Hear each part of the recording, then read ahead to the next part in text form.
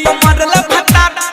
टिकुलिया को मरला यार टिकुलिया को मरला भत्ता टिकुलिया को मरला यार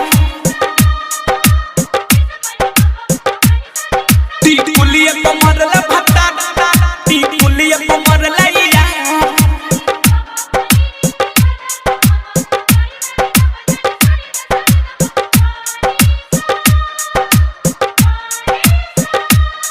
टिकुलिया को मरला भत्ता टिकुलिया को मरला यार टिकुलिया को मरला यार टिकुलिया को मरला भत्ता सखी रे टिकुलिया को मरला यार टिकुलिया को मरला भत्ता सखी रे टिकुलिया को मरला यार दोनों के बहाना मनबा दोनों के बहाना मनबा कहता हमर धनबा दोनों के बहाना मनबा कहता हमर धनबा दोनों बाटे पगलाई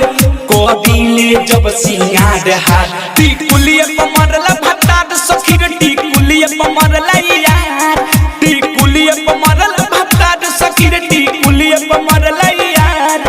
दोनों के बहाना मनबा दोनों के बहाना मनबा कहता हमर धनबा दोनों के बहाना मनबा कहता हमर धनबा दोनों बाटे पगलाई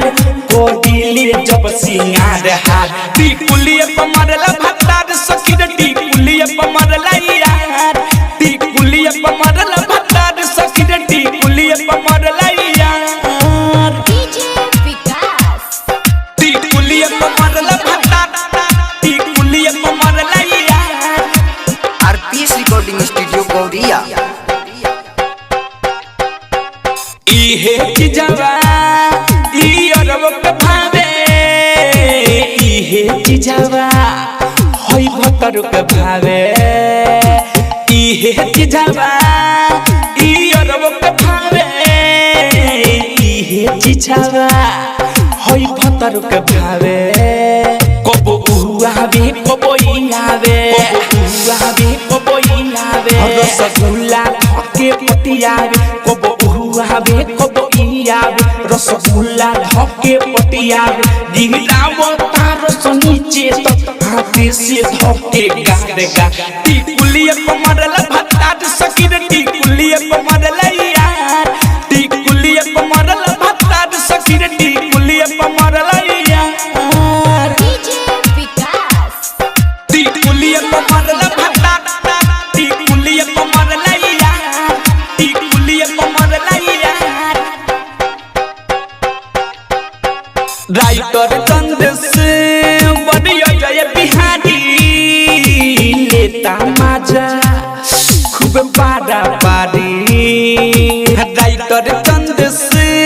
बढ़िया जय बिहारी लेता मजा खूब पारा पारी टिकुलिए कोइले तबाही टिकुलिए कोइले तबाही दोनों के रोजो चाही टिकुलिए कोइले तबाही दोनों के रोजो चाही के कर मन राखी